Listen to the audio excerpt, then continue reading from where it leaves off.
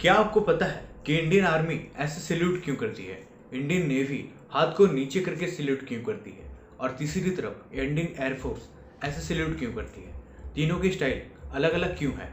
और क्या आपको पता है कि 1947 से पहले इंडियन फ्लैग का डिजाइन कुछ और ही था? इस वीडियो में आप ऐसे फैक्ट्स को जानने वाले हो जिसे सुन के आपके मुंह से एक ही वर्ड निकलेगा, unbelievable. Fact number 14। Uttar Pradesh में एक गांव था पहले जिसका नाम था शिवनगर, जो कि एक नॉर्मल सा गांव जैसा साउंड करता है। पर उस गांव में ई कॉमर्स कंपनी स्नैपडील ने बहुत सारे हैंडपंप्स लगा दिया जगह जगह में, जस्ट एज ए सेवा, जिसके चलते उस गांव में पानी की समस्या से बहुत लोगों को राहत मिली। उसके बाद वहां के लोग उस कंपनी से इतना खुश हो गए कि उस गांव का नाम ही snapdeal.com नगर रख दिया। जी हाँ, उस गांव का ऑफिशियल नेम है snapdeal.com नगर।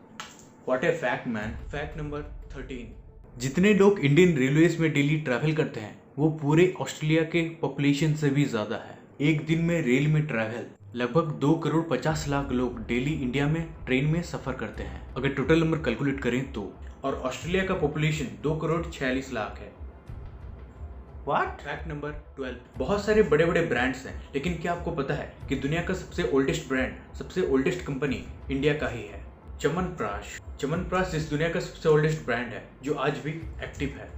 Fact number 11। पटना बिहार के 23 साल के मिथिलेश कुमार प्रसाद जब अपना हेलीकॉप्टर पायलट बनने का सपना पूरा नहीं कर पाए किसी कारण से, तो वो अपनी टाटा नैनो को ही हेलीकॉप्टर में बदल दिए। हेलीकॉप्टर के सारे कंपोनेंट्स, इंजन, रोटेटर, ये सब। इनका ये कहना है कि कई टेक्निकल एस्पेक्ट्स को इम्प्रूव करने के बाद इसे सही मायने में उड़ाया जा सकता है। इंडिया की ये सबसे यूनिक एंड कस्टम व्हीकल्स में से एक है। Fact number 10। 90% से भी ज्यादा कंप्यूटर्स में पेंटियम चिप यूज होता है, 90% से भी ज्यादा डिवाइसेस में, और इसे इंडिया के विनोद धाम ने ही बनाया था। Fact number 9। स्नेक लैडर यानी सांप सीढ़ी का जो गेम है वो इंडिया में ही शुरू हुई थी और पूरी दुनिया में ही फैल गई। Fact number 8। एक ही रॉकेट से मल्टीपल सैटेलाइट्स लॉन्च हो सकती है स्पेस में। तो एक ही रॉकेट से रशिया ने 37 सैटेलाइट्स लॉन्च किए थे स्पेस में 2014 में, जो कि एक बहुत बड़ी बात थी। पर 15 फरवरी 2017 को इसरो ने PSLV C-37 को लॉन्च किया और इस रॉकेट ने 101 इंटरनेशनल सैटेलाइट एक साथ लॉन्च किया और रशिया का रिकॉर्ड टूट गया। Number 7। Iron pillar of Delhi को एक अजूबा माना जाता है और इसमें कोई भी स्पेशल कोटिंग मौजूद नहीं है और इसमें आज तक थोड़ा सा भी जंग नहीं लगा है। साइंटिस्ट को आज तक पता नहीं चला कि एंशिएंट इंडियन ये कैसे क्रिएट कर पाए ऐसा मेटल जिसे आज के आधुनिक विज्ञान से भी क्रिएट नहीं किया जा सकता है। Fact number 6। इंडिया का पहला रॉकेट एक साइकिल में कैरी किया गया था और पहला स्पेस सैटेलाइट एक बुलअप कार्ड में कैरी किया गया था। ऐसे हम्बल शुरुआत के साथ इंडिया का इसरो आज कहाँ पे है वो पूरी दुनिया देख रही है। Fact number 5। गंगा नदी में एक यूनिक टाइप की शार्क रहती है, क्या आपको पता है? जी हाँ, गंगा नदी में एक यूनिक टाइप की शार्क पाई जाती है जो कि पूरी दुनिया में कहीं भी पाई नहीं जाती, सिर्फ गंगा नदी में ही एक्सक्लूसिवली पाई जाती है।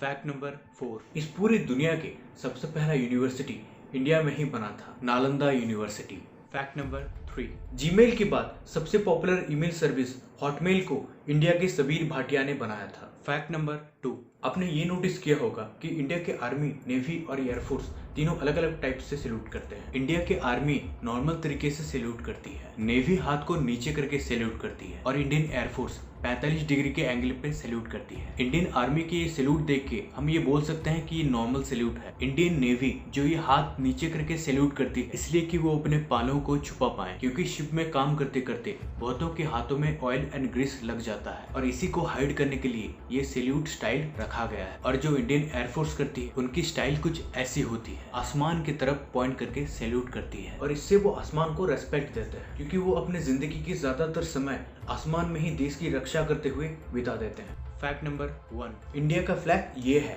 हम सबको पता है, पर 1947 से पहले इंडिया का फ्लैग कुछ और ही था। 1907 में इंडिया का फ्लैग कुछ ऐसा था, ऊपर 8 कमल फूल है और बीच में वंदे मातरम लिखा है। 1921 में ये फ्लैग था इंडिया का, इसे गांधी फ्लैग भी कहते हैं। 1931 में द स्वराज फ्लैग आया, डिजाइन को थोड़ा बदल दिया गया था और आखिर में 1947 में जब देश आजाद हुआ तो ये फ्लैग आया, हमारा प्यारा तिरंगा। तिरंगे में 3 कलर्स हैं, सैफ्रॉन यानी केसरी, व्हाइट और ग्रीन। इन तीनों का भी असल में मतलब होता है। केसरी जो शक्ति और हिम्मत को दर्शाता है, व्हाइट शांति और सत्य को दर्शाता है, ग्रीन फर्टिलिटी और एग्रीकल्चर के मामले में और देश के विकास को दर्शाता है, और बीच में धर्म चक्र होता है जिसमें 24 स्पोक्स रहता है, और ये 24 स्पोक्स 24 घंटों को दर्शाते हैं, और ये दर्शाता है कि 24 घंटे इंडिया आगे बढ़ रहा है। और साथ ही साथ जो बहुत लोगों को नहीं पता है वो ये कि ये 24 स्पोक्स एक आदर्श इंसान के 24 क्वालिटीज को दर्शाते हैं, जो कि हर एक इंडियन में होनी चाहिए। ये जो आप लिस्ट देख रहे हो यही है वो 24 क्वालिटीज। अगर ये वीडियो आपको पसंद आया तो please like, share and subscribe the channel and don't forget to press the bell icon. और मैं मिलता हूँ आपसे द फैक्टोपीडिया के और एक न्यू एंड फ्रेश वीडियो में। तब तक के लिए स्टे होम, स्टे सेफ, जय हिंद।